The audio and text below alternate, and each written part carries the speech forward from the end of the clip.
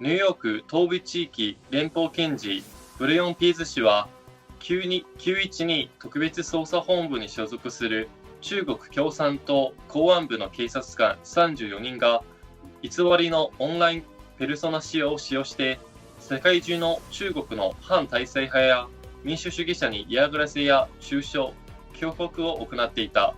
今日の告発は中国共産党に対して我々はあなた方の一挙一動を監視しており、そちらが何をしているのかを知っており、アメリカでこうした邪悪な行為が行われないよう阻止するという非常に明確な回答を送るものである。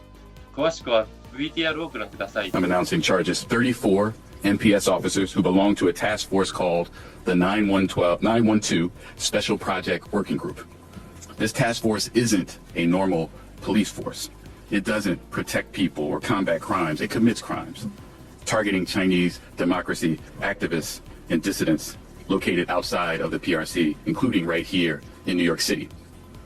This task force operates as an internet troll farm, creating thousands of fake online personas, which they use in a coordinated plot to harass, disparage, and threaten dissidents and activists throughout the world. People who the PRC perceives as threats to the legitimacy of the Chinese Communist Party. One way that these NPS officers harass Chinese dissidents was by repeatedly causing their meetings on U.S. technology platforms to be interfered with.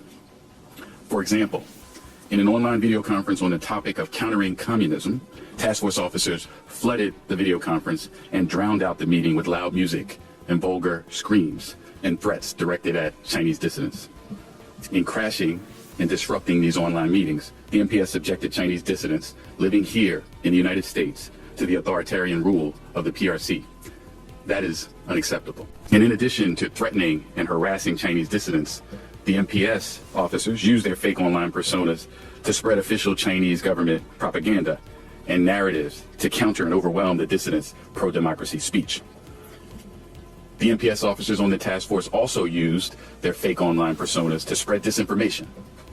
Among other items, the official PRC disinformation suggested the weakness of U.S. democracy and foreign policy, sought to sow political divisions in U.S. national elections, and conveyed conspiracy theories regarding the U.S. government's alleged responsibility for the origins of the COVID-19 pandemic.